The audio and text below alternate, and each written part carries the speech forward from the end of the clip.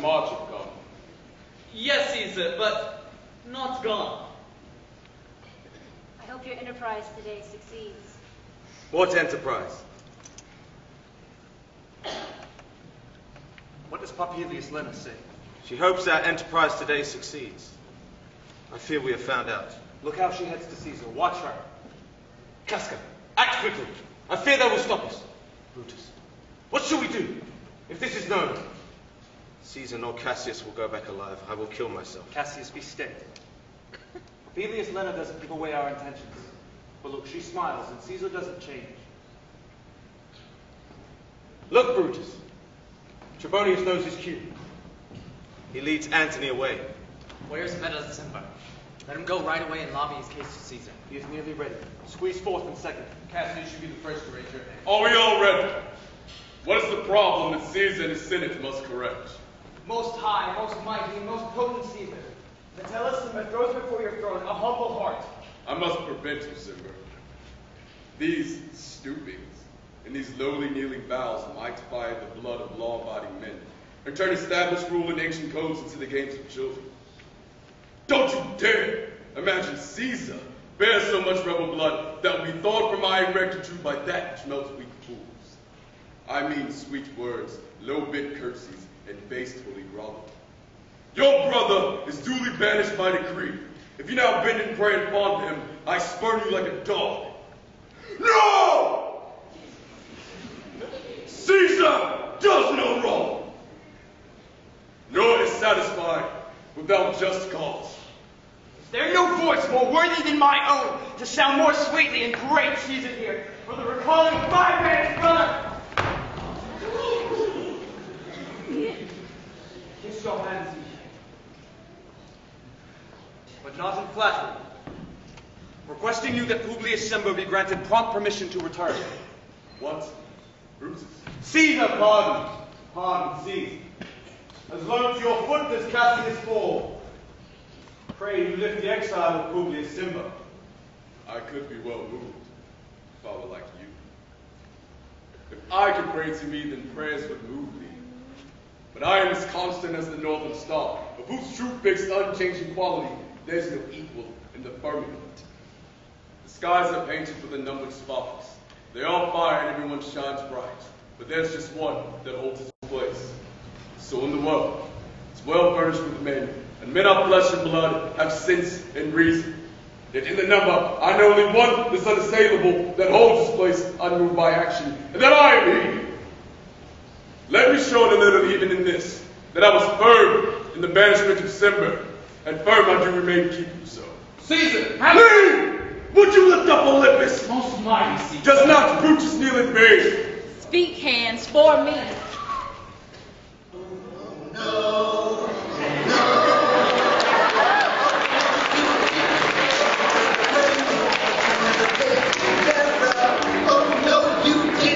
Payback isn't coming, you will be running forever. Oh no, you did.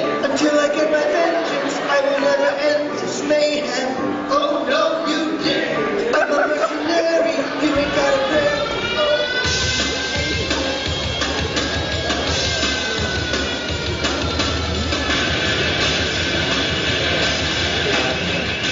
Thus, Brutus, my master said I must kneel. Thus Mark Antony said to lie down, and being prostrate, he told me, say, Brutus is noble, wise, valiant, and honest. Caesar was mighty, bold, royal, and loving. Say, I love Brutus, and I honor him. Say, I feared Caesar, honored him, and loved him.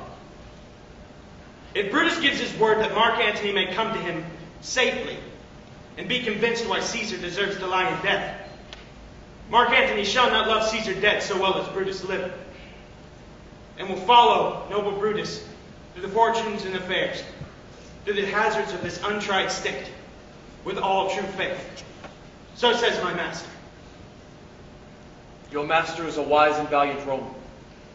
I never thought him worse. Tell him that if he will come to this place, he shall be satisfied, and upon my honor, depart untouched. I'll go get my master. No, we shall have him as a friend. I hope that we may. But I have a mind that fears him much. And always my mistrust falls sharply on his tongue. Welcome, Mark Antony. Oh, mighty Caesar, do you lie so low? Are all your conquests, triumphs, glories, spoils shrunk to this little measure?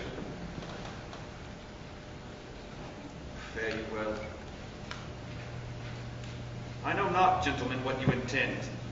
Who else must shed his blood? Who else is ripe?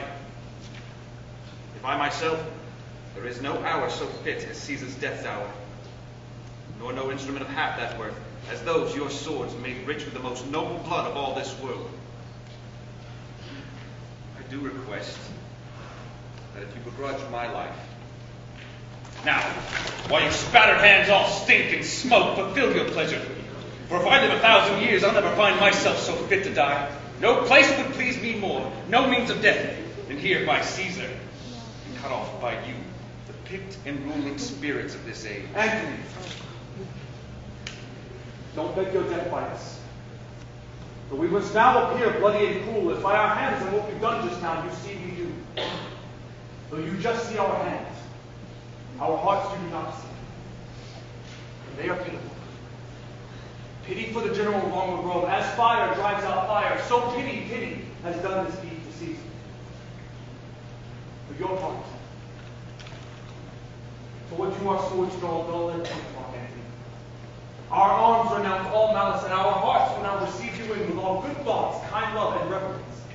Your name will be as strong as any in choosing posts and officers. Only be patient when you settle down the multitude, beside themselves with fear. Then we will inform you of the cause why I, who did love Caesar when he struck him, have acted this way. Do not doubt your wisdom. Let each man offer me his bloody hand. First, Marcus Brutus, I will shake with you. Next, Caius Cassius, let me take your hand. Now, Decius Brutus, yours. Now yours, Metellus. Yours, Senna. My valiant Casca, yours. And last, though not least in love, yours, good Trebonius. Gentlemen all. Ah me, what shall I say? My credit now stands on such slippery ground that in one of two bad ways you must assess me, either a coward or a flatterer. That I did love you, Caesar. Oh, it's true. If then your spirit looks upon us now, will it not grieve you even more than death to see your Antony making his peace, shaking the bloody fingers of your foes, so noble in the presence of your corpse? If I had as many eyes as you have wounds, weeping as fast as they bleed forth your blood, would be more becoming than to warm terms of friendship with your enemies. Pardon me, Julius. Here they hounded you, brave stag. Here you did fall. And here your hunters stand, signed with your blood, red in your oblivion. O world, you were the forest of this stag, and this indeed, O world, the heart of you. How like a deer struck down by many princes do you lie here. Mark Antony! Pardon me, Caius Cassius. The enemies of Caesar will say this, and in a friend, it's just cold moderation. I don't blame you for praising Caesar, sir. But what arrangement will you make with us? Should we have you in our list of friends, or shall we go and not worry? That is why I took your hands. I was indeed moved from the point by looking upon Caesar. Friends I am with you all, and love you all. Expecting soon you shall give me reasons why and wherein Caesar was dangerous. If not, this was a savage spectacle. Our reasons are so full of good intent, Mark Antony, that with you, the son of Caesar, you would be satisfied. That's all I seek. And ask moreover, that I may arrange to show his body in the marketplace, and as a friend should do, speak in his funeral ceremony. You shall. Brutus, a word with you.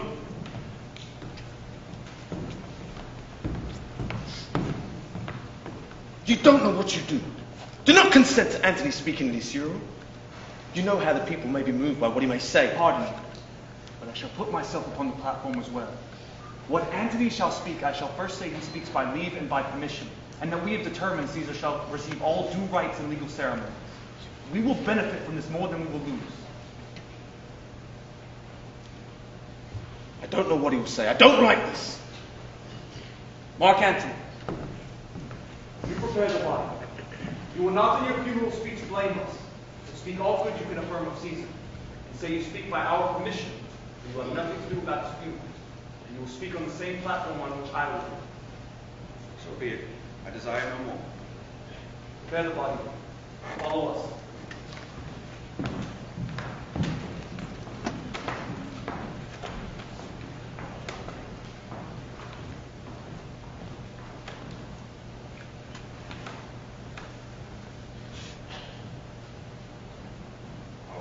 Pardon me, you bleeding piece of earth, for being meek and gentle with these butchers.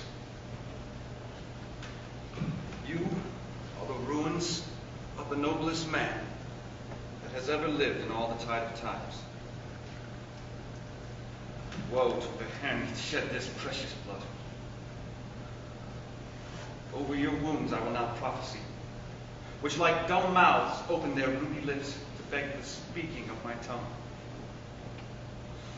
A curse shall light upon the limbs of men. Domestic fury and fierce civil war shall burden all the parts of Italy. Blood and destruction shall be so widespread, and dreadful objects so familiar, that mothers will just smile when they behold their infants butchered with the hands of war. All pity choked with constant savagery. Caesar's spirit, roaming for revenge. Demons by his side come hot from hell, shall in these regions with a monarch's voice cry havoc, and let loose the dogs of war, so that this foul deed shall stink above the earth with death-run men groaning for burial.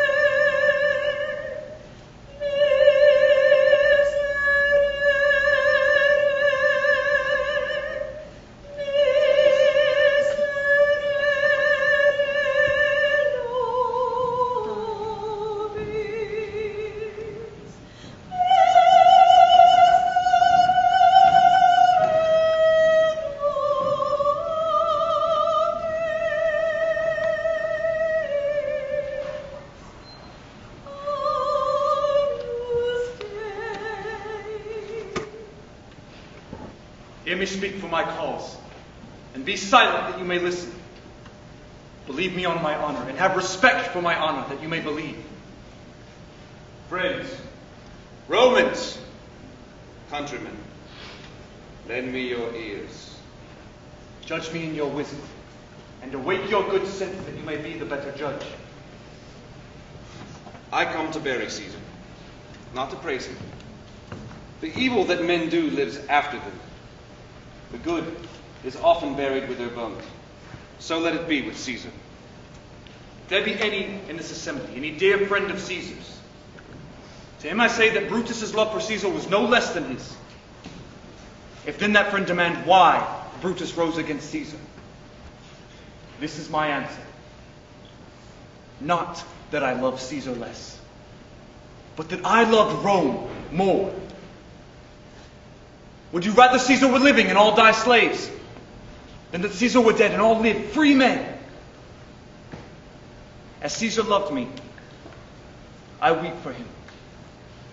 As he was fortunate, I rejoiced at it. As he was valiant, I honor him. But as he was ambitious, I killed him. The noble Brutus says he was ambitious. If it be so, it was a grievous fault. And grievously has Caesar answered it. Here, by consent of Brutus and the rest, for Brutus is an honorable man. Oh, so are they all honorable men. Come I to speak in Caesar's funeral. He was my friend, faithful and fair with me. But Brutus says he was ambitious, and Brutus is an honorable man. Caesar has brought home many captives to Rome, whose ransoms fill the public treasury. Did this in Caesar seem ambitious? When the poor have cried, Caesar has wept. Ambition should be made of sterner stuff. There are tears for his love, joy for his fortune, honor for his valor, and death for his ambition. Yet Brutus says he was ambitious. And Brutus is an honorable man. You witnessed all that on the Lupercal. I 3 times offered him a kingly crown, which he 3 times refused.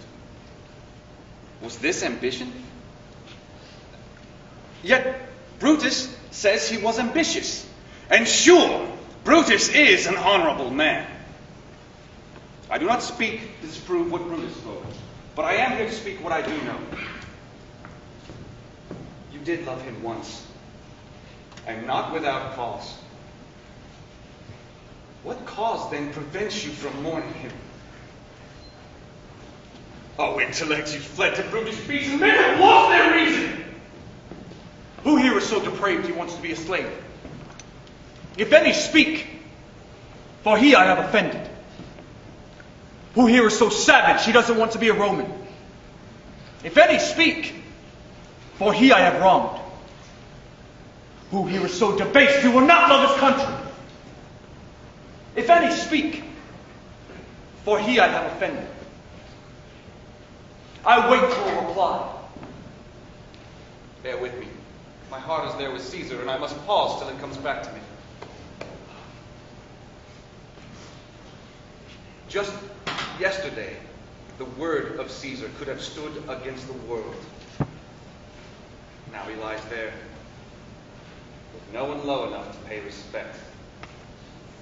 Oh, fellows, if I were inclined to stir your hearts and minds to mutiny and rage, I should do Brutus wrong, and Cassius wrong, who you all know are honorable men. No, I will not do them wrong. I rather choose to wrong the dead and to wrong myself than I would wrong such honorable men. Then I have offended none. I have done no more to Caesar than you shall do to Brutus. The reasons for his death are recorded in the Capitol. His glory is not understated insofar as he was worthy, nor his offenses overstated for which he suffered death. Here is a parchment with Caesar's seal. I found it in his office. It is his will, which, pardon me, I do not mean to read. But if common people heard this testament, then they would go and kiss dead Caesar's wounds, dip their kerchiefs in his sacred blood, yes, beg a hair of him from memory, and dying mention it in their wills, bequeathing it as a rich legacy to their descendants. Read it, Mark Antony. Have patience, gentle friend. I must not read it. You shouldn't know how Caesar loved you. You are not stone. You are not wood. You are but a man. And being a man, hearing the will of Caesar, it will inflame you. It will make you mad. No, it's better that you don't know that you are his heir. For if you did, what would become of you? Read the will.